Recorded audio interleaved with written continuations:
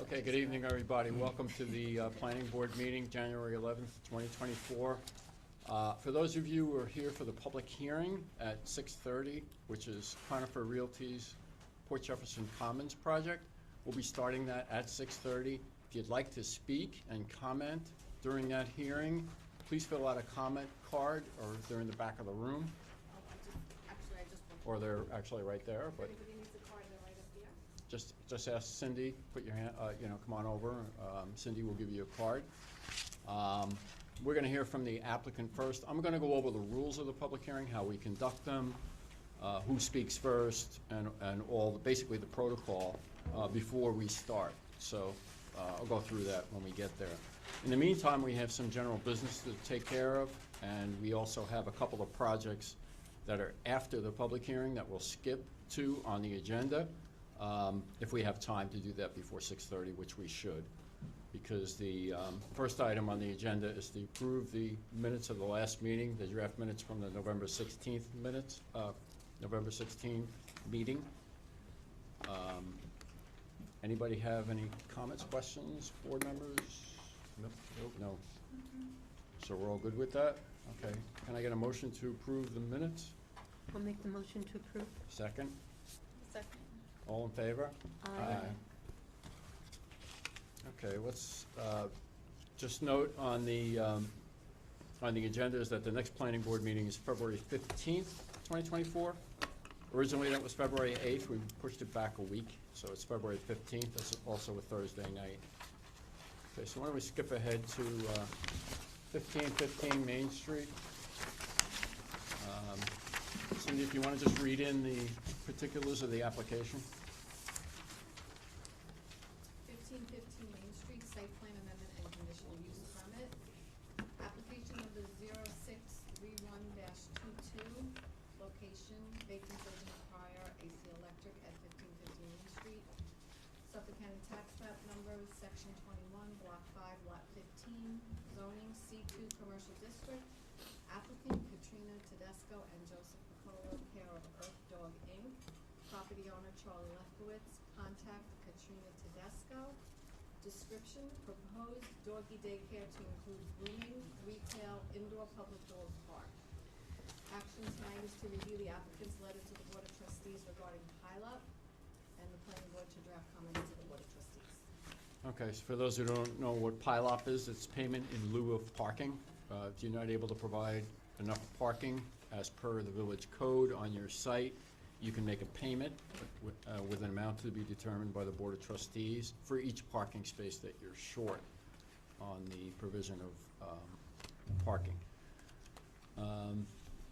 Tom? Yeah, so, There you are. yeah, I just prepared a report based upon the applicant's pileup request. I pared down it strictly to the parking and how they want to run the operation due to lack of parking. I give the information to the Board of Trustees so that they can have an understanding of the 17 spots that are requested of the 22 required, and how they want to plan to do the drop-off operation in lieu of the parking. Okay. In the report, I took some of the things out of the request letter and applicant's package. You're all familiar with this. Yeah. Full package. Okay. Do you have a letter, draft letter, to the board yet? No, we haven't put together the draft. It's going to Okay. be part of that report, but it's going to be with all the information that's in there. Okay. All right. Any board members have any questions? So I do. So we're, as a board, drafting the letter to the Board of Trustees? Correct. PILOP, not the applicant drafting the letter? But the applicant submitted a letter requesting it for the Board of Trustees. Go ahead, Dave. No, Yeah, I just wanna spot on. understand The that applicant process, writes a letter to the Board of Trustees. Technically, the Board of Trustees refers it to the planning board. And give our for- comments. For our comments back to the Okay, Board of so it's a Trustees. comment letter, okay. Correct. Thanks. And And that's what's in the reports. And this will be part of that comment letter? Correct. But we'll have a chance to review that comment letter before it goes? Absolutely. Okay. And 17 is the number, that's the deficient, that's That's the what the shortage deficient- in parking spaces. Okay. Any board members' comments, other comments? Okay. You can go ahead and I'll draft up the a letter. Get it and- by midweek. Okay. And Andy, it's okay that we via email comment on the comment letter? You can, this is a recommendation, advisory back to the So it's board, okay. so you don't need to pass a resolution for it. You Okay. can comment on it on the internet, and the chair can sign the letter. Okay. It's not a Checking. resolution, so. No, good question. Okay, then we move on to 30 Sheep Pasture Road.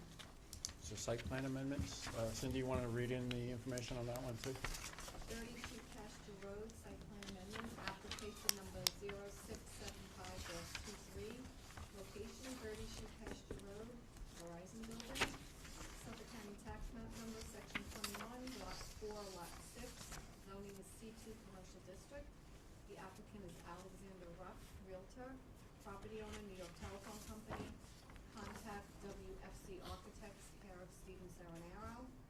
Description, proposed installation of 200 kW Bloom Energy Saver equipment. Referred to the planning board by the building inspector letter dated October 19th, 2023. Tonight's action is to review the application. Okay. Deirdre, that's yours, so you want to give us a background information on it? So the applicant is gonna be, they already have a building on the property, they're just gonna be putting a concrete pad on the northeast corner, just to put mechanical equipment on it, just generators, electrical, things like that. Cause they're doing a little bit of interior work and it just needs more energy to kind of supply it. My only comment is that maybe they should screen around it, just so it isn't seen. It probably won't be seen from the road, but just make it look a bit nicer if anyone does see it. It will be, I think, 87.5 feet from the road, so it's Okay. set back very far. The mechanical equipment itself is, I think, over 10 feet from the side yard, so it's not needing any variances or interrupting any neighbors or Okay. causing anything like that. They just need, and because of any alteration to the property, they need your approval. So it's 87 feet off of Sheep Pasture Road, off the Yes. south side of Sheep Pasture Road. Yep. So that's a pretty good distance, and What kind of screening were you thinking? Just, I wouldn't want seasonal plants, because I want something that will always be Oh, fencing but around it. plants, not. Yeah, plantings around it. Okay. I don't know if it would do anything for it if there's just another fence around it, because it is gonna be up against the fence. So, and there will need to be access to it regularly, just to maintenance and repairs and things like that. So I think that might be a bit more cumbersome than just nice decorative plants that would be easier to get through. any other Yes. questions? Yes, I have a question. Is this a backup generator, or is this to actually run what you already have in the building? I believe there might be a backup generator with it, but I think Okay. some of the stuff is to run what's already there. Okay. Also, just a comment, I tried to download this file that was sent, and my computer just said the file's too big, can't do it, so I accessed it through another program, and it just said, no, I can't open it up. Oh, So if it's possible in the future to yeah.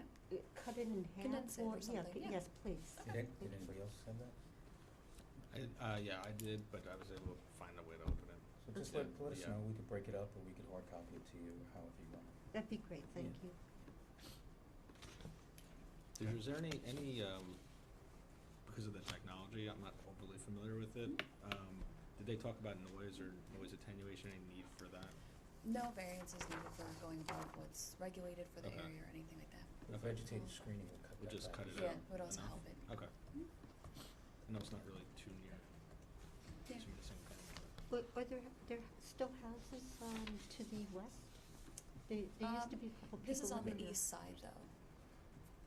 Well, when you go So- down Sheep Pasture Road, if you're heading west towards the trellis, trellis, yeah. And I think there's some houses right there. By Bail, yeah, by Bail, Yeah. they're still there, Mhm. okay. Yeah. So, but that's not going to affect the people there, No, the it shouldn't. noise. It's set back far enough and with the screening, and it would just be like the low hum that normal generators kind of have outside, but it's also set back, and it's within the, I believe within the sound retention that's allowed per code and all Okay. that. Thank you.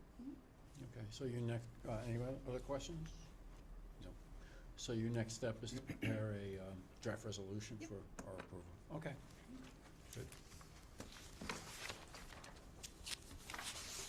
Next is 14 East Broadway.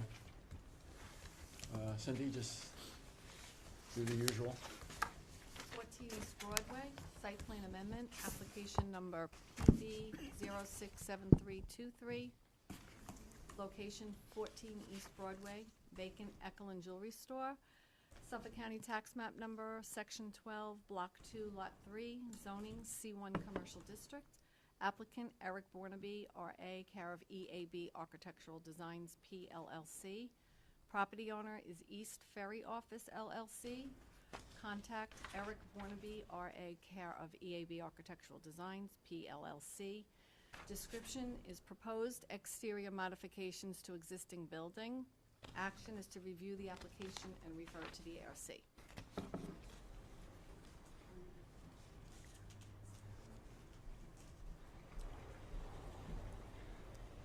So for this one, they're just doing repairs along the building, just repairing stucco, finishes, interior, things like that. I think the only noticeable thing from at least the outside of the building is they're replacing windows, and some of the windows might need to be moved along the facade, or kind of, I think the shapes might be changing, if it's a bigger window, something like that.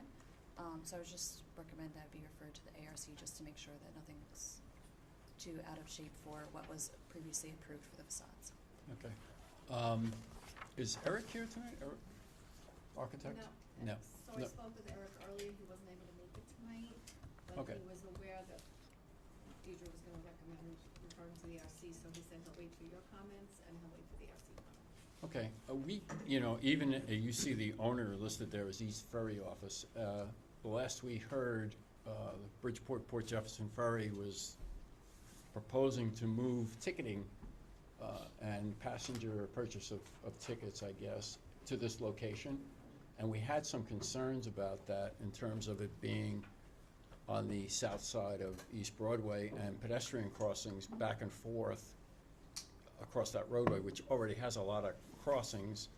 Not everyone uses a crosswalk. You have to go really slowly there and pay attention. So, I mean, I think maybe we could ask Eric by correspondence, is that still the case? Is that project still going forward? We haven't heard much about it, other than the building, it's the old Water Authority building, right, is being refurbished for office space for the ticket agents, but not for the public to come in. That was the latest information we had, but we like to get an update on that. But And I also had a question. I thought that they used the water building because that's maritime. a So maritime zoning. So yeah. I always thought the problem with going just across the street was that they'd have to ask for special use, right? That's probably the case. Conditional use, Yeah. Yeah, So, that would be, I Are think, probably a they- separate application. Yeah, I think that'd be separate. They're not mentioning that in this Yeah. application. They're just kind of presenting it as Ar- a few exterior changes with the Exterior windows. changes to the But building. Maintenance. that would Yeah. make it just a retail ticket office. Is it, even though they're selling tickets to the ferry, is it still considered maritime use, or they're just selling tickets for a ride? I think you have to think it's probably maritime use, 'cause Yeah, but I mean, it's a ticket to a ferry, yeah. yeah. Yeah, I think the board was concerned about safety, additional people crossing the I totally roadway agree, back and forth. and they're just gonna zoom across, especially if they're trying to catch it Yeah. at the last minute. If you're in a hurry, so, yeah. and you want- I'm just curious why they're not presenting the whole plan We can find out. We can find out, Yeah. yeah. I think, Yeah, we weren't aware of that. as opposed to yeah. just, We'll clarify, we can clarify Yeah. okay. that. Yeah, this is something that's been dormant for probably a couple of years in Okay. terms of that project, what's going on with it, so we'd like to know that. We have about 12 minutes left. We could probably get into 170 North Country I Road, think right? it's pretty simple. Yeah, okay. Let Cindy just read Yep. that in too. 170 North Country Road, pre-submission application. Application number 0672-23. Location is the corner of Columbia Avenue. Suffolk County Tax Map Number, Section 22, Block 1, Lot 2. Zoning is PO Professional Office District. Applicant Salvatore Capitano Jr., P.E., care of Columbia North Development. Property owner Salvatore Capitano Jr., P.E., care of Columbia North Development. And contact person is Salvatore Capitano Jr., P.E., care of Columbia North Development. Description is proposed use of counseling group, and the action is to review the application. Okay. I included in your reports, this was before the board in 2021. There was a resolution. Mather had moved into this facility, and it was determined by previous staff that it was partially used by medical office use as defined in the village code. 3,800 square feet was medical, the 8,500 was non-medical.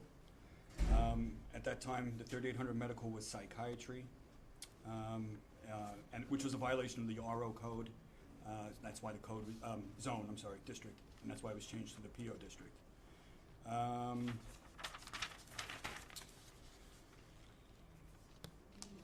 At that time, they were required to put in 66 spaces. The site plan that was approved showed 58 developed spaces, and 8 of those were land banked. And it was also stated within that resolution that no more than 3,800 square feet of the subject building may be utilized for a medical office. Applicant has come to us with the terminology of counseling. As I reviewed the village code book, there is reference to medical use. Put it in here somewhere. But it does, I'm sorry, the village code includes counselors as Office of Health Service professionals, such as but not limited to chiropractors, counselors, dentists, optometrists, a couple of other medical use social workers and therapists. We feel that it falls within this line. I think counseling may potentially have a more intense use than just straight one-on-one psychiatry. You could have multiple people there for a counseling session. You could. But regardless, it's within the code. It's in section 250-27D1. Okay. It does fall under health services. So Okay. they would need to add 19 additional parking spots. They have not submitted a site plan showing that. They were, I think, originally looking for a determination of whether this was medical use or not as a counseling. Okay. And we recommend that it should be deemed as part of that medical space. And that there would be conditional use approval for that, as well as we have to determine what they want to do with parking, whether they go for a variance or pilot. Okay. Any questions from the board? Yep. Okay. All right, that's good. Okay. The only item left on our agenda is the public hearing for, Someone the audience to fill out. yeah, You guys are gonna want to I don't have the Port Jefferson Commons, sorry. So that's got to start at 6:30 by, that's what we published in the notice, and that's when we always start the public hearings, in case somebody comes in a little before that, they don't miss something if we start early. So we're going to start at 6:30, so we have about a 5-minute break or so. I'd like to ask anybody who would like to speak from the public, and I'm going to go over the protocol, who speaks first, how we arrange the whole thing. It's consistent with all the public hearings we have here. If you'd like to speak eventually, when we get to public comment, Cindy Suarez has cards. Please fill out a card so that I can call on you, read you off, instead of looking around the room and trying to pick out people's hands and having people get annoyed because I missed their hand in front of someone else. But that's the way we'll be doing it from now on. So we have about a 5-minute break, just before we get started. So you guys are up there doing the hearing? Oh, yeah, sorry for that. We're so comfortable. I'm gonna leave. This is Yeah. great. You done? Perfect. Yeah, I'm done, right?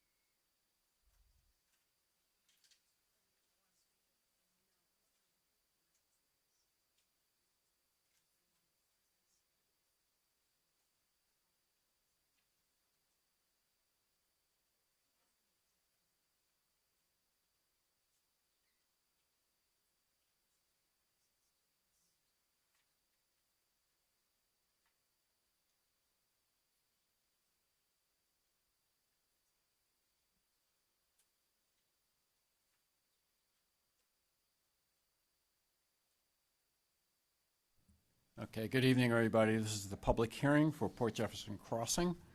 Port Jefferson Commons, I'm sorry. Got the two names of the two projects confused. I'd just like to go over the ground rules for the public hearing.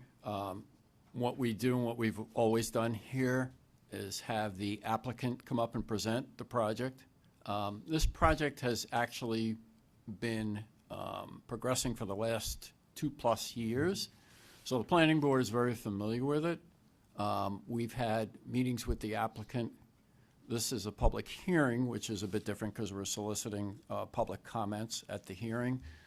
So the applicant's going to basically talk about some of the highlights of the project, especially for people who are not familiar with it at all. So the applicant will do a little bit of a backtrack and talk about the project history briefly and where we are to this point. After that, the board will have questions for the applicant. So that's a dialogue between the board and the applicant. And what we're trying to do here is encourage that any comments get directed to the board. So when the public comes up and speak, everybody speaks individually. And we ask you to just please keep the chatter down in the room so that we can hear the person at the mic.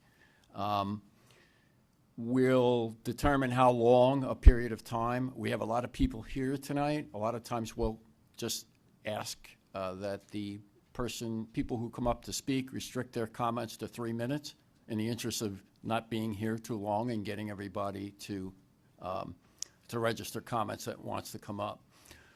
Again, just to remind you, please fill out a speaker card. You can come up at any time over to Cindy Suarez during the hearing and fill out a card. When we get to the public comment, Cindy will come up and give me the cards, and I'll call on people one by one.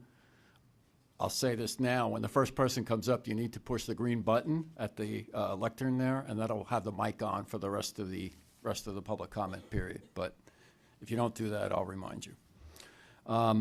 So the applicant will present. The board will ask questions of the applicant. So there'll be a dialogue back and forth between the board and the applicant.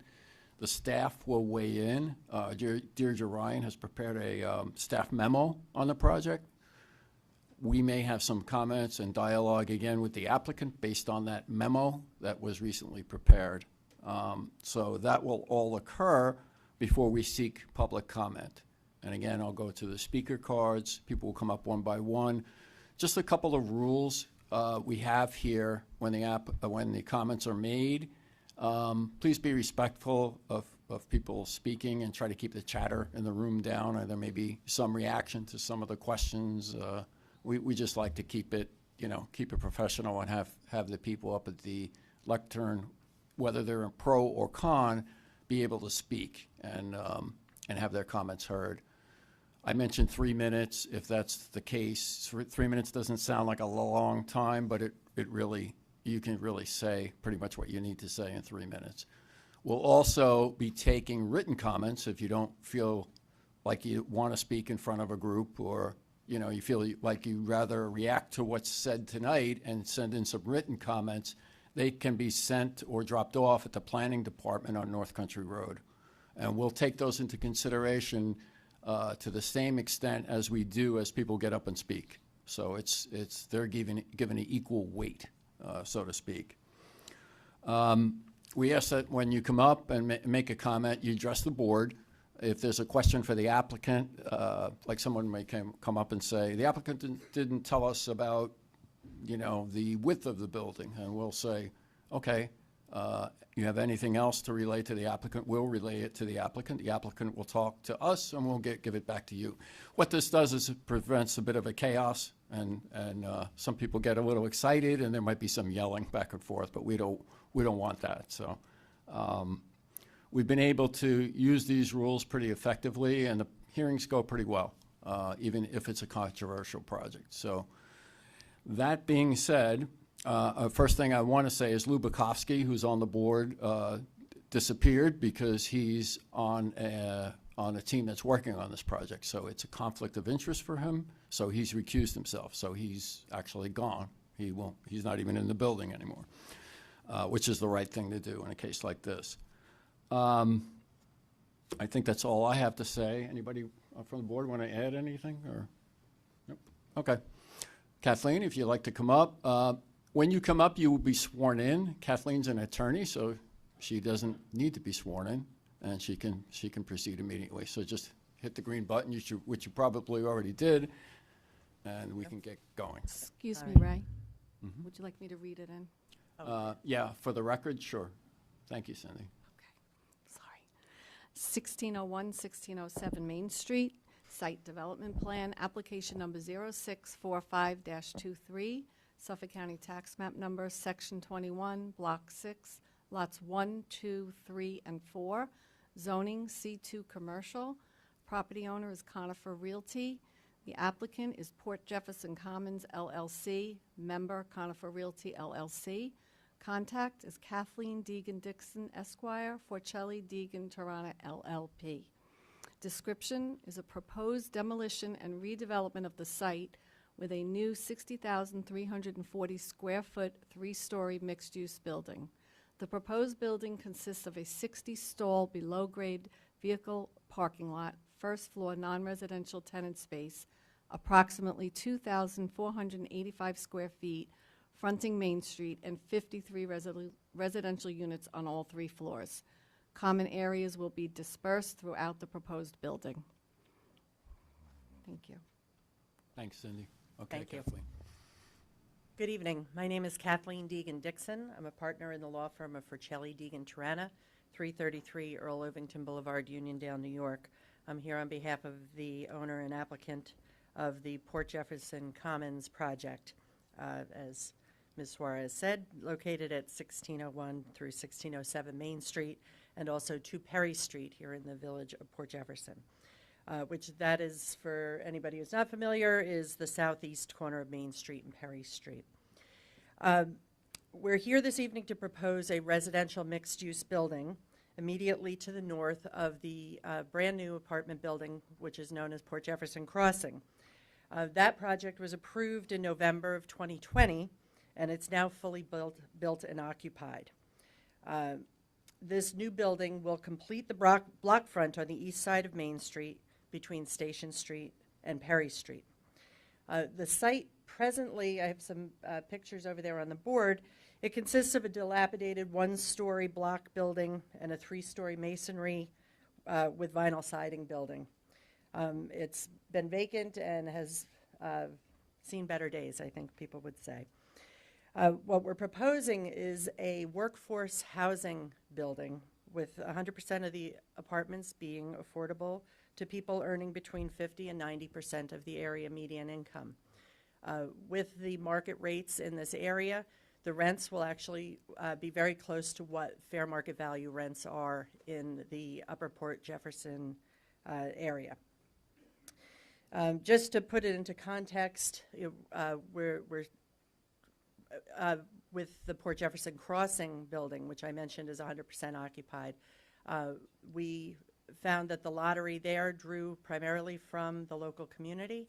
There were people who were first time moving out of their parents' homes after they graduated from school. Some people who were downsizing and moving, selling their homes and wanted to stay in the area. People like healthcare workers and firefighters and teachers and the like. We would expect the same demographic, although we found that with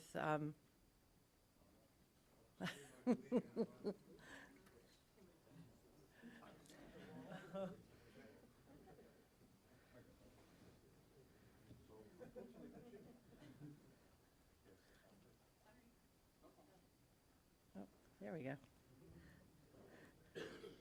That many of the applicants at Port Jefferson Crossing were actually ineligible because their incomes were higher. So that's one of the considerations that went into making this a workforce housing building with little higher level rent affordability. There's a very high demand for downtown apartment style living for many ages and demographics. We're proposing a 2 stories of residential apartments over ground floor retail with a lower level parking lot, which will be accessible from the rear of the property. The proposal is for 53 units, 33 one-bedroom units and 20 two-bedroom units with 2,484 square feet of commercial space on the first floor. We're also proposing 60 parking spaces in the parking lot, the parking garage at the rear of the, underneath the building. And the building will have a live-in superintendent. Before I go further, I just did want to introduce you to Roger Panay of Conifer Development. He'll just give you a little background on Conifer and some of their, the work that they do here on Long Island.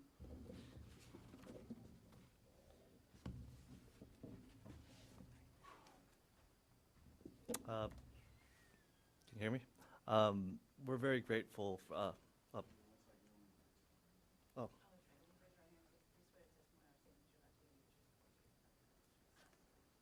I do. Roger Panay, P-I-N-E. Thank you. We're very grateful for the opportunity to partner with the village and CDCLI, our partner, to revitalize Upper Port Jeff. You know, Conifer Realty, we are a full-service real estate company. We do development, construction, and property management. We have over 12 communities across Long Island with over 1,000 apartments. Again, we're committed to further investment in Upper Port, and you know, we recently completed Port Jefferson Crossing, and again, that's 100% leased. We had over 2,000 applicants, and we have a wait list of about 800 people. Again, we wanted to thank the planning board and staff for the collaborative process, and we've made every effort to address all the concerns that have been brought up, and we understand the importance of this development. So, thank you again.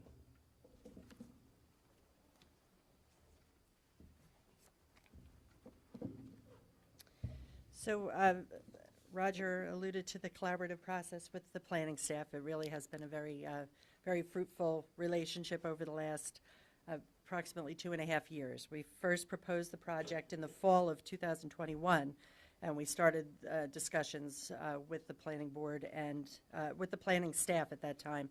Different staff, but same objectives, to figure out what would best fit on this site and to be cohesive with the comprehensive plan for the Upper Port Jefferson area. The initial proposal was for a larger building. It was proposed to be 57 units in a 4-story building with 3 floors of residential over a partial first floor of community space. We made several revisions over the last few years to reduce the height, to reduce the number of units, and to increase the commercial space. So we're now at 53 units, as I mentioned, 3 stories, and then the commercial space on the ground floor is true commercial space, so that the entire block front on Main Street will be commercial. Even to the point where we moved the residential entrance to the building around the corner to Perry Street, so that there wouldn't be any interruption in the commercial streetscape. A grease trap was added to the plans to allow the possibility for a small restaurant or coffee shop in this area. We changed the unit mix to include fewer 2-bedroom units, and then we added a service corridor connection for the commercial tenants as a commercial amenity to allow the commercial tenants to use the loading and freight elevator in the adjacent Port Jefferson Crossing building. They are different entities that own it, so we could not combine the 2 buildings. There was some talk about this being a Phase 2 project. That was really just sort of a colloquial use of that word. It's not a Phase 2, but it's sort of a sister project. So we've proposed an easement that will allow the perpetual use of that elevator and service corridor and loading area so that the commercial uses in both buildings can utilize that amenity.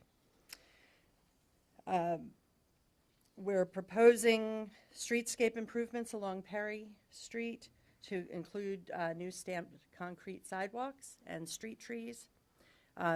The village, I understand, has plans to reverse the direction of traffic on Perry Street. Currently, it runs from west to east, and I think the intention is for the village to reverse that flow to complete the loop with Station Street, which runs presently west to east. So as you circle back around Highland.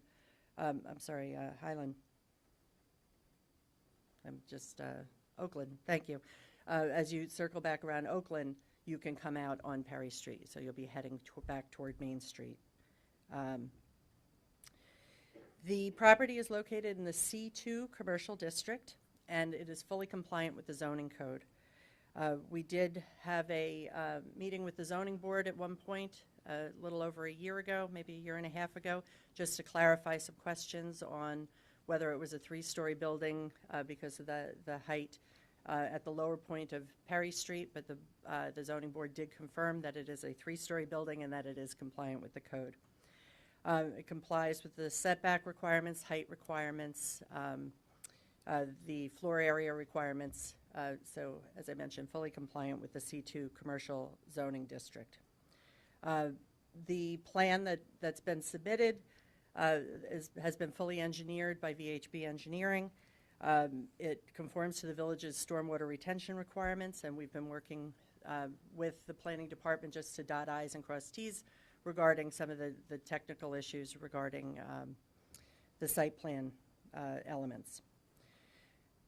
The project requires 63 parking spaces for the residential use and 9 for the proposed commercial space. We're proposing, as I mentioned, 60 spaces on site, so we will require a payment in lieu of parking, or we will be required to make a payment in lieu of parking to the village for 12 spaces. We, at the request of this board, submitted a parking utilization study in the upper Port Jefferson area, including the Port Jefferson Crossing project, just to give comfort that the parking that's proposed will be more than sufficient to service all of the uses on site.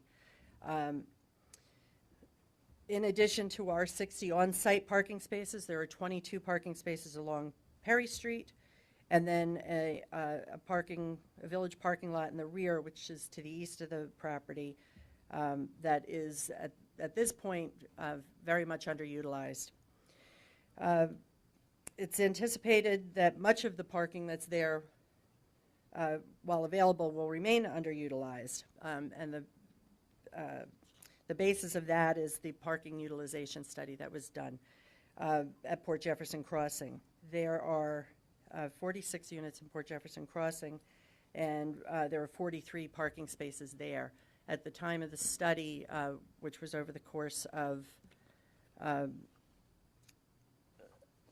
weekdays, it was weekday and weekend parking when they expected the highest peak level of parking to be on site for the residents and users of the building. The maximum number of parked cars was 20, so at any given time there were at least 23 vacant parking spaces in that parking garage for Port Jefferson Crossing. And that's, I think, really bears testimony to the fact that these are designed as transit-oriented developments. The proximity to the railroad, designed to be mass transit friendly, and then also being workforce housing. Many of the residents have one car. Very few residents have more than one car, and some don't have cars at all. They take advantage of the walkability of Upper Port and the railroad that's there to allow them to go to Stony Brook University and to get to other points along the railroad. The village's comprehensive plan recognizes the importance of putting the village's higher density near the train station. This property is located one block, or actually half a block, from the train station, and it satisfies the comp plan's objectives of providing transit-oriented and lower-cost apartments in this area, as well as beautifying the gateway to the village from the south.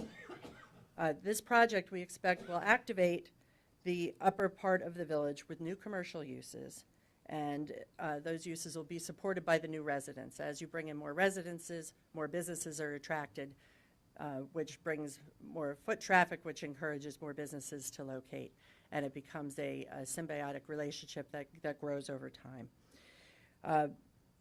So We have a lot of boards and a lot of information here. I think I've really described the project and the history. We have with us this evening Sal Coco of BHC Architects and Angelo Leno from VHB, who can answer any questions that you may have on the plans themselves. I also have Gwen O'Shea here from CDLI, Community Development of Long Island, who is the partner with Conifer in helping to lease and manage the apartments, both at Crossing and for Port Jefferson Commons. So if you have any questions, we'd be happy to answer. Okay, first question, have you seen the ARC comments from the Architectural Review Committee? The Village's Architectural Review Committee? Oh, and thank you. We've had meetings with the ARC. The design that you see before you is a result of ARC comments. We met with them last about a year ago, maybe a year and a half ago. I don't know if there's more recent comments, but the design of the building was really informed by them. A lot of the colors and materials, the roof lines. In working with staff, we had foundation trees that were originally proposed along the Perry Street elevation, and it was determined that they would probably not be the best treatment for Perry Street, so they asked us to modify it with some architectural treatments and street trees. So that's what you'll see here on Perry Street. We'll have to still go back to ARC, I believe, just to get their recommendation on that. But again, as with the planning department, with the ARC, it has been an iterative process where our design professionals took a lot of their suggestions, actually all of their suggestions, and incorporated them into the plan. Okay, I thought there might, Deirdre, do you know if there are newer comments than that, or? Okay. The comments that I'm aware of were from December of 2022. Oh, okay. And, Okay. Yeah. All right, so they should be current then. Okay. Yes, that's Okay. December of 2022 is the last. Okay. So actually, Deirdre, Laura over here. Did the staff report that you prepared, did you share the comments that you have in here also with the applicant? Yes. Okay. So. What you sent me today was not what you gave the board tonight. That was your comments from December 2nd. I emailed you back, but I haven't seen, I wasn't sure if there was actually a. They're the same comments. There might be one or two little differences from the December 2nd memo anyways, but we sent you. So, Mr. Chairman, staff still has a couple of issues that we want to go over with the ARC. So staff is having conversations with the ARC. We've included the applicant in those continuing discussions. Okay. We requested nothing official from the ARC, and that would be up to the board whether you wanted to get any further advice from the ARC. I think you've had I think those were comprehensive comments, if I recall. So I think staff working with the ARC is fine. I don't know if any board members have anything different Yeah, on it. and the comments that I was talking about were staff comments, right? The ones that we just looked at about the apartment size. Yeah. So Those are, for the most part, they're comments that they are aware of. We did meet with them last week, I believe. Yes. And it was just, my staff report is just maybe reiterating those same comments. and okay. Maybe one or two comments were brought up, We- but Did we get revised drawings with the detailed dimensions? no, because that meeting was only last week, so there was no update from that. Okay. So, I mean, we had some comments about the size of the apartments, the actual units, the one-bedroom and two-bedroom sizes according to code, if I believe. So I don't know if those have been addressed yet, or you have any thoughts on those, or? So, yeah, please. It's very close. We've asked the applicant to give us some to-scale representations of the units. Okay. So we can get the dimensions, and we can measure it out, and we can put that together. Okay, so you're closing in on that? Okay, all right. So substantially, the comments haven't changed, a couple of minor tweaks, I guess, what you want to say.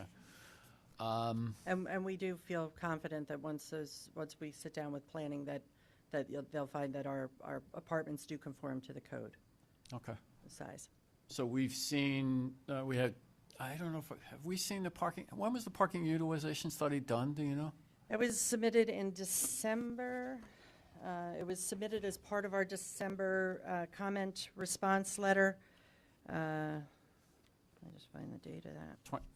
This past December, right? Yeah, December 20th Okay. was the parking utilization Okay. study. So that was addressed to the planning director, and Okay. I have an additional copy if you want me to submit it.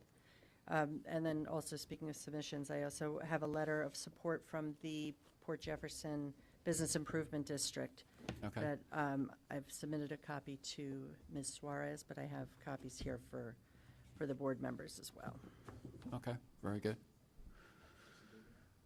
Dated January 10th, 2024. While you're handing those out, any board members want to see anything else before we go to public comment? Anything else we should display or talk about? Possibly give the public more information before we entertain comments? Yeah, those are nice renderings of how the building will look. We talked about parking. We talked about the grease trap is now inside the building. We talked about improvements along Perry Street.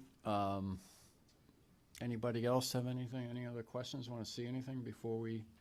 Mr. Chairman, if I Progress? could just make a correction. The grease trap is not inside the building. Oh, I'm sorry. Currently, it's still proposed to be on the sidewalk on Perry Street side. Okay. All right. Okay. Guess we'll open it to public comment at this point. Cindy, if you want to give me the speaker card that you have. Ray, did you want this marked as Exhibit A? You can do that, yeah. And Deidre will bring you the speaker cards. Okay, thank you. Okay, so again, we have speaker cards. We'll hear from, and there won't be, there's only 2 speakers that have signed up. So last chance to, I see we have another coming up. So while that's happening, again, if you want to send in written comments, send them to the planning department on North Country Road, or you can drop them off there. We're going to, because we have a lot of information here to get through and things are ongoing in terms of staff review of the project, most likely we'll be adjourning this hearing to next month for a continuation, a reaction to some of the comments we have tonight, and other things that were said and other unresolved issues that seem to be working toward resolution between planning department staff and the applicant. So at this point, and I'd like to call up the first speaker, it's Barbara Ransom. Barbara, just make sure that green light's on and they're going to swear you in. I'm sure you're used to that. Yes. Right hand. Okay. I affirm. Barbara Ransom, 409 East Broadway, Port Jefferson. I'm here representing the Port Jefferson Chamber of Commerce, which I'd love to comment on a formal letter possibly, and also as a resident. So I've gone by these new apartments now for weeks on end, and they say that they're 100% occupied. But one of my questions is, are they actually people living in those apartments? Because the lights are never on. It's very dark. I see extraordinarily very little activity. The parking lot is like never full. And so I'm just wondering when you say, when the applicant says 100% occupancy, but are they actually occupied? So that would be one question.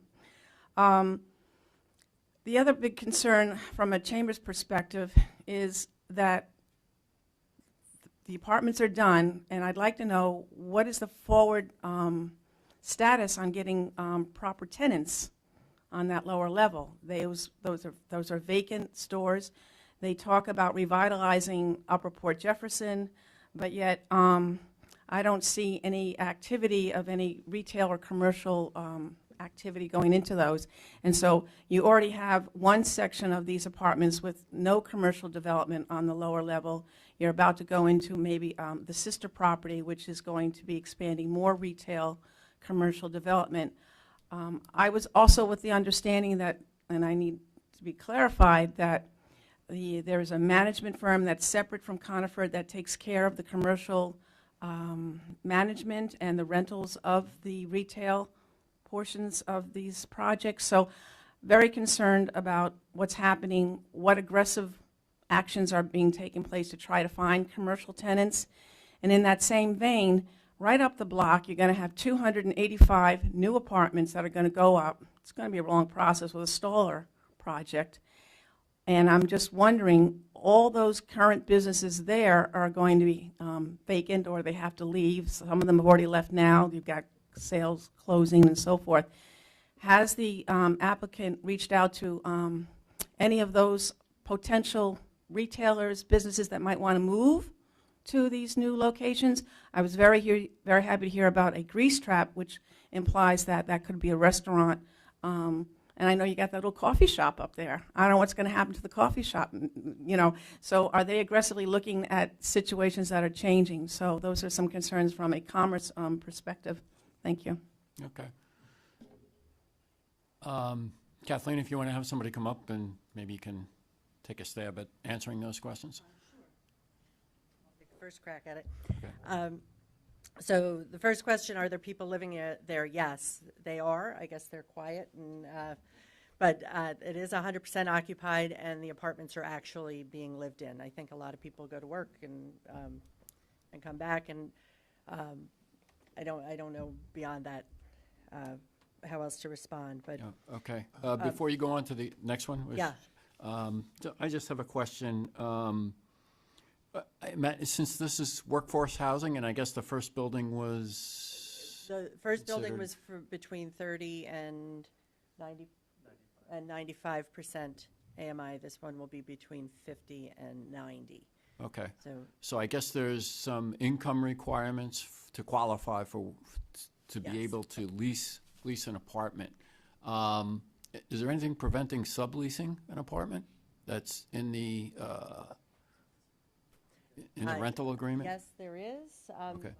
Gwen, do you want to address anything, or so Gwen O'Shea from CDLI. Okay. Gwen, you'll need to get sworn in if you're not an attorney. I'm not. I do. Thank you. So just to piggyback on, first of all, thank you for the opportunity to be here with you all this evening. To piggyback on some of the information that Kathleen was sharing, in particular about the tenants and occupancy, it is an individual's main residence. That is a requirement. But as Kathleen noted in her earlier comments, there's great diversity in representation of individuals in those units where they may be working, whether they work night hours or day hours. So there certainly is, differences in terms of when the units are occupied. This development, as the second phase, one of the key pieces that was noted in the lottery, as Roger noted, there was over 2,000 applications that have been received. Many individuals were over income, and so in response to that, there was an increase in the number of units that are at the 90% AMI threshold. Just to give you some context, that's about $92,000 for a household size of one.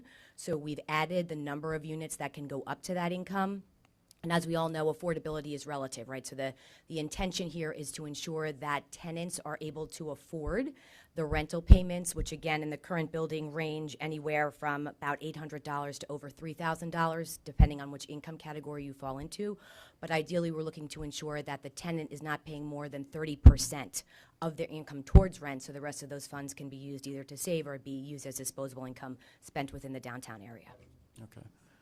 Now, Oh, yes, and I'm sorry, to answer your question about subletting, it is not allowable. That is noted in the lease, and that would be an infraction and potential movement for eviction if someone was attempting to sublet their apartment. Okay. While you're still there, Ray, Yeah. Go ahead. this is the first time that I've heard that Port Jeff Commons will have a live-in superintendent. Is there a live-in superintendent currently? There is not a live-in superintendent at the existing building. There are 2 full-time employees and 1 part-time employee that are on site, but there will be a live-in superintendent in the second development. And is the intention of that live-in superintendent to make sure that people are abiding by their lease agreements? So a lot of the lease agreements is really managed by property management, which are the 2 full-time individuals there. The superintendent in the second development will be maintaining sort of quality of life and adherence to standards within both buildings. Okay. Kathleen, do you remember if you've got IDA funding for the first project and also designated for the second? We did, yes, and I think we will also for this one as well. Okay. There's many different funding sources and many different, it's a true public-private partnership from everything from New York State, Town of Brookhaven, Village of Port Jefferson. It's a real good collaborative project. Okay. Just to answer Ms. Ransom's other questions, excuse me, about the commercial space. Excuse me one sec, sorry.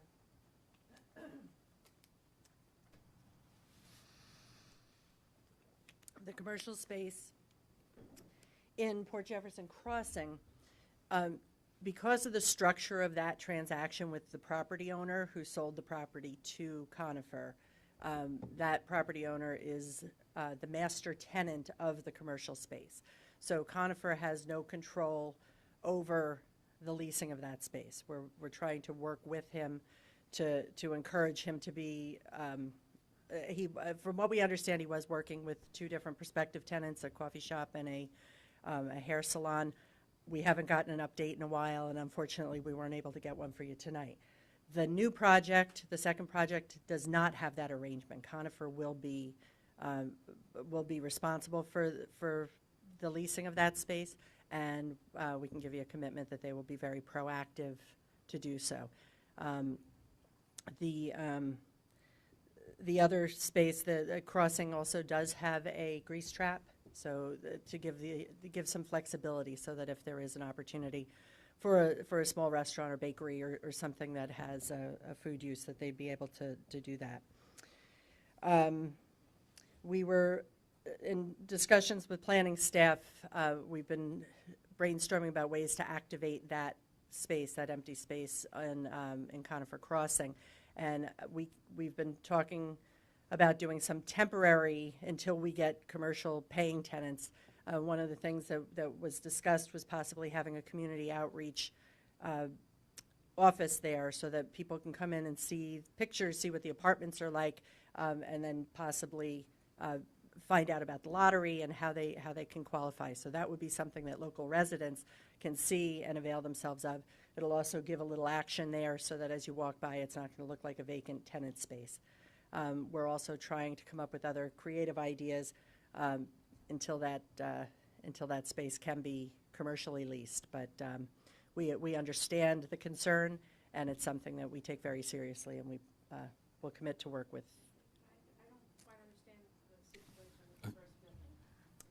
Barbara, if you address us, we'll relay. That's what we do. The management situation for the first building as far as leasing the commercial property. I don't understand the arrangement that you mentioned. Yeah. I mean, I heard the description too. I mean, I don't know if you want to elaborate on that. Or? I can. I just, so that I guess there's no control then the applicant has towards that person's managing that commercial space. Is that what I'm understanding? There's a master tenant who, master tenant. So, well, in a project that, in a different type of project, it could have been condoed out where the commercial space was separate from the residential. In this instance, the seller of the property wanted to control the commercial aspect of the site, and that was part of the deal. In order to get the building built and to buy it, we needed to commit to that to him. I don't know the details of that. Can I just weigh in on this? Yeah. Jack Marley, who originally owned the building, he sold it to a man who, I wish I could remember his name, but he is part of the Gold Coast team that do the movies on, down in Bethpage. He was in over his head, never built before. And when Jack sold him the building, and again, I wish I could remember this guy's name, he took the bottom, the retail space, didn't know how to approach the apartments up there, and went into an agreement with Conifer. And for the people in the audience, the reason why I know about this is I own Port Jeff Army Navy across the street, and when I say I lived uptown all my life, I'm being literal, because my dad was the pharmacist at Whalen's Drugs in 1958. So Jack and I had a good relationship, and this is what he told me. The guy who bought the building actually came into my store and wanted to buy our building. Glad I didn't do it. So does that put any kind of light on it? I'll talk to you later. I have a lot more questions, I don't wanna waste anybody's time. But I do think Okay. your suggestion about reaching out to the tenants who are going to be displaced, we'll definitely look into that. And if you have a card from your chamber, we can be in touch. Maybe you can help us with the outreach. All right, thank you. All right, next speaker is Karen Sullivan. If you want to come up and get sworn in.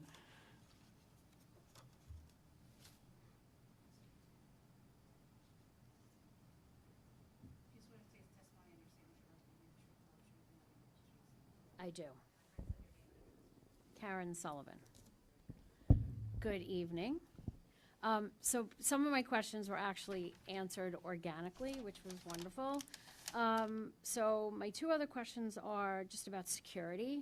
What the plans are with the applicant as far as outdoor lighting and cameras outside for security on the building. And obviously, you said that there will be a superintendent on premises. Will the superintendent be there 24/7, or is it only during normal business hours? And then my last and final question is about how much in dollars will be going back to the village once this building comes online for our tax roll for the village? So that's my last question. Thank you.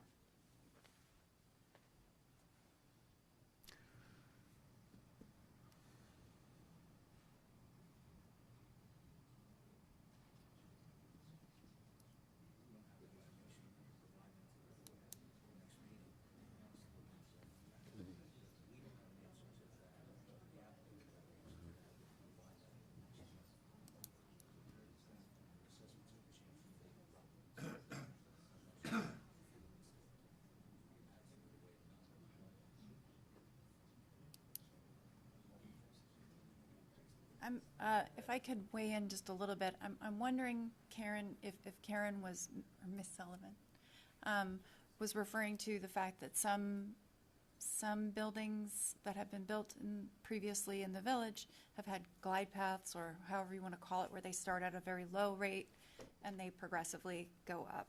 Is that part of? Yeah, can I address you from here, or you want me to go there? Come on up, because those people who are watching can hear you. Absolutely. So, as we all know, all of us that have lived in the village for a while, when the shipyard was going up, that, like, to Ms. Zimmerman's point, that was incrementally kind of going up.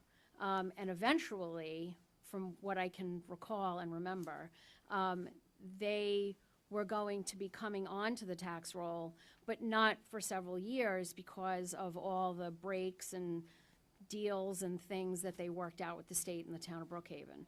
So someone in the back had just said that they don't really know what that's going to be yet, but that's kind of unsettling to me as a resident, because I would hope that we have some kind of a ballpark idea of the advantages that we're going to get from a tax perspective for the village. And I realize these are rentals.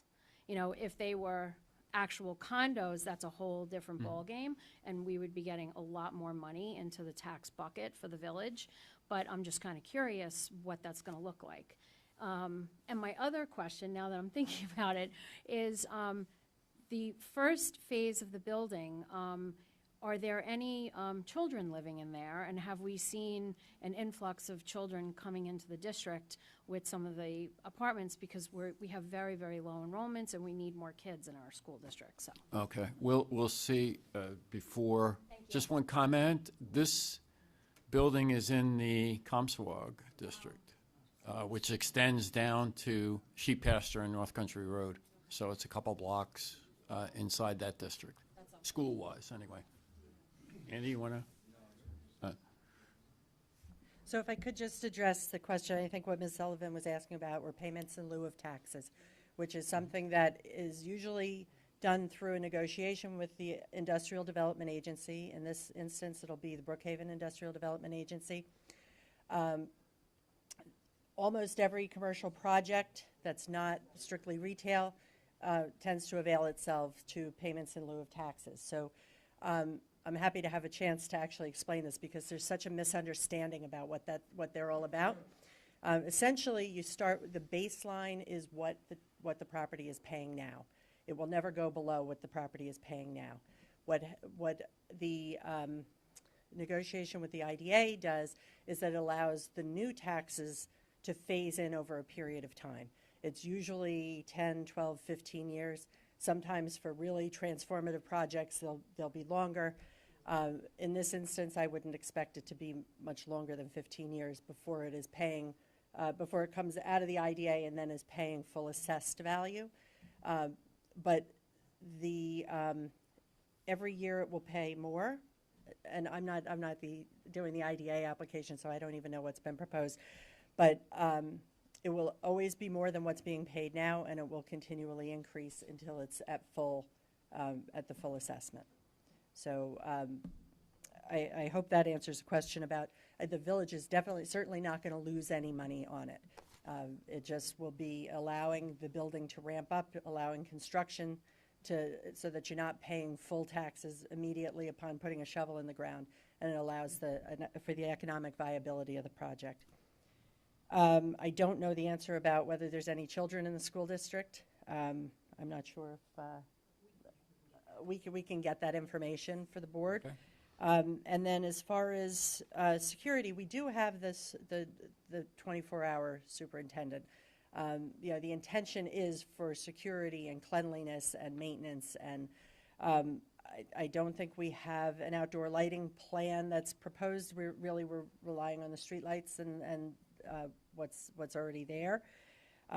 If the board feels that there's something more warranted, certainly we're happy to consider it.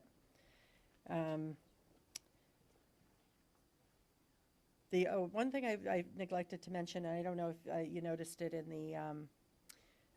the renderings, but we do have an outdoor recreation space in the building for the benefit of the tenants only.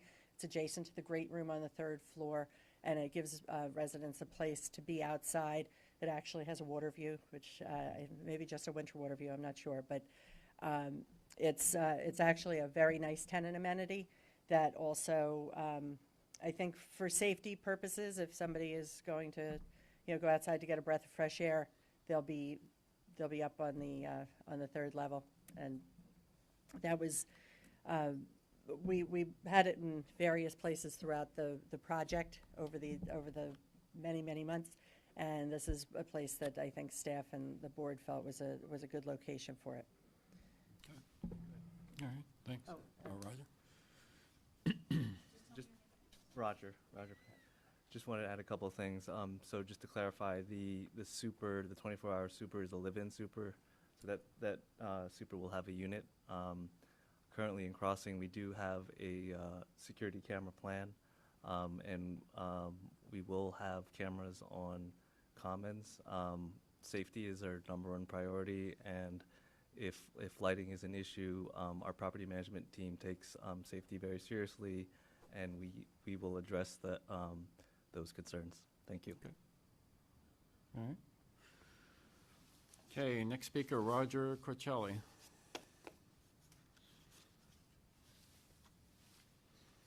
Good evening, and thank you for your time and your services. Roger Corsella, 106 Town Hall Street. Roger Corsella. Yes.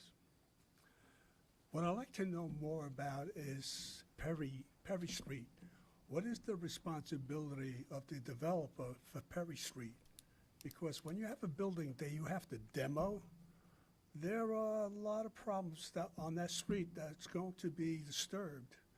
And since you're putting in sidewalks and curbs, I'd like to know what is their responsibility for that road, to repair it? Because we, as taxpayers, don't want to pick up their responsibility. Right. As with any plan like that that's putting sidewalks in, they'll be responsible for making or restoring anything that's disturbed to install the sidewalks and curbing. How about the pavement and all?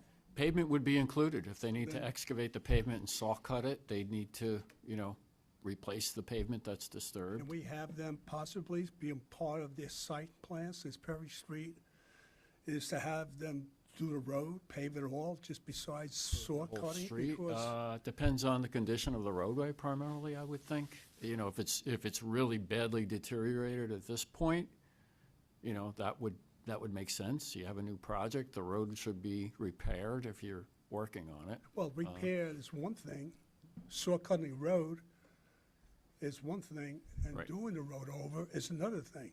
Yeah, I think. So that's why I'm saying, if it's possible, part of their project is to have the road completely done, since it's part of their project as far as I'm concerned. Yeah. And I don't think it's really unreasonable thing to ask the developer to put that in part of their scope of work. Yeah, the Public Works Department is going to review the plan, so I don't know if there's anything we want to add to that. We're going to be getting a staging plan as well, construction staging plan. We start working on the staging plan, and we see where the heavy equipment is gonna be, and if there's any damage to the roadway as they're doing that, we will repair that to the extent that they need to repair. It could wind up being an entire rebate. So can we put a stipulation in there after we review it? This is what we need to do? Well, we're still working with the applicant on Okay. the staging and the development of the building, so when we get to that, and we can see where they're going to be, then we can approach that. Okay, all right, thank you. Yeah, it's an ongoing process, and you're welcome. And just to add on to that, there was a comment maybe before that the Perry Street would be reversed. That would be the responsibility of potentially this developer and the one across the street to the north, because those are the two that really need to, share in the evolution or reversing the flow of Perry, which would involve a traffic signal on Main Street to get out onto Main Street. And we talked about that alleviating some of the traffic coming down Oakland Avenue, or having some traffic come down Oakland Avenue instead of trying to make a left from Sheep Pasture Road onto southbound Main Street. So that's something we kicked around, the idea of having the applicant post a bond. This applicant post a bond for a certain period of time. If the other development doesn't materialize, then that will have to go away until that other developer comes in.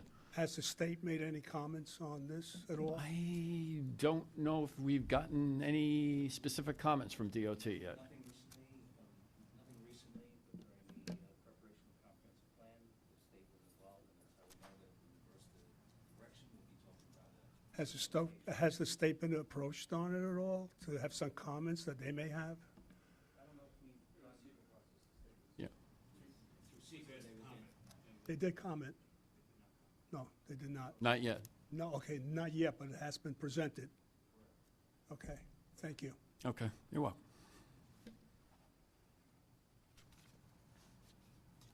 Okay, next up is Paul Saglioka. I hope I pronounced that right. And you'll get sworn in by Jen. Yes, I do. Paul Sagliaca, 84 Lincoln Avenue, Port Jeff Station. We're with the Friends of Lincoln Avenue. My office is at 640 Belterre Road in Port Jefferson, and I just wanted to address the vehicle traffic. I usually go to my office 5:30 in the morning. A lot of the cars are parked out in front of the Omni Navy store, so I'm assuming it's from the Conifer One. And for them to talk about TOD and how you can get to Stony Brook, my daughter works at Stony Brook as a registered nurse. There is no way she's going to get off at Stony Brook train station and walk to the hospital. So I have no idea why we're talking about professionals, basically taking the train to work at the hospital. Can anybody address this? I have several friends who drive buses for Stony Brook, and they pick up at the train station and take people throughout the campuses. So my daughter works 7 to 7. She works 7 at night to 7 in the morning. There's buses that are going to be waiting and train schedules instead of her just having a car and driving 10 minutes down the road. I don't see that as a feasible, alternative. She could be it could be an hour and a half to get to Stony Brook That could Hospital. be quite true by the time the buses, So but they- there yeah, are multiple buses. It's rather silly. Yeah. So for having one parking spot per unit is what I'm hearing. Basically 55 units, 60 parking spots. Everybody's going to be parking out on the street over there. I already see it. I see it every morning when I go to work. Well, you also have, Nobody wants to park inside the building when they can just park outside and get in their car and are already going down. And basically what I'm concerned about is they're going to be cutting through the back area when 112 is a parking lot, like we see a lot of times, coming north and south. So what are they going to do? They're going to go down Wilson, they're going to go down Dayton, they're going to go down Cherub, and they're going to cut through the back parking lot. So we're really concerned about, the representative of the fact that people are going to take the train everywhere. So I just don't see it. Let me finish. sure. I just don't see it.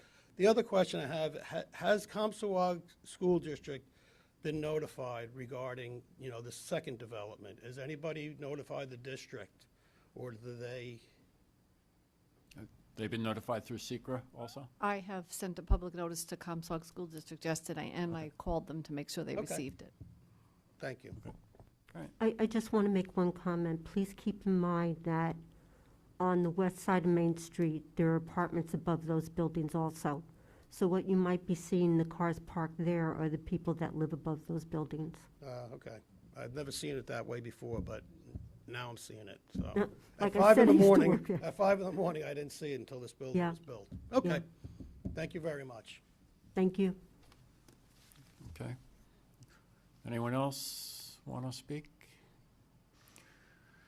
Okay, that being said, I believe we'll take a motion to, not necessarily close the public hearing, but we'll adjourn it to next month, which is February 15th is our next meeting. And again, any comments based on, your review or your information that you were provided with tonight about the project, written comments can be dropped off at the planning department or mailed to the planning department, ideally before the next public meeting, so we have all those and we can have them addressed as well. Mr. Chairman, I wanted to make a request that, that you keep the record open for written comments, but that the public hearing be closed so that at the next meeting, you can move forward with the application. We just, being 2.5 years into this, we're really looking to keep things moving along, and I think it still gives the public ample opportunity to provide their comments. I know this is being live streamed and recorded, so anybody who's not physically here, or even those who are, can go back and view it and formulate their thoughts. That would be my request. Please. Okay. All right. Can staff weigh in on that request? I think there are a lot of loose ends. Yeah. I think that staff would not be in a position to recommend one way or the other, the direction from the planning board at the 15th. Board wants to get all our comments within the next 14 days, so staff would have a chance to look at those comments that might be possible. Mhm. I don't think that closing the hearing now and limiting the staff to a 62-day period is prudent. I think we have some. Okay. All right, thanks. That being said, can I get a motion to adjourn? Anybody have any comment on that, whether we should adjourn or close? I'll make a motion to adjourn, to adjourn until February 15th. Yeah. Can I get a second? I'll second the motion. All in favor? Aye. Okay, thank you, everybody, very much for participating and listening intently, and for the responses that were given by the applicant as well.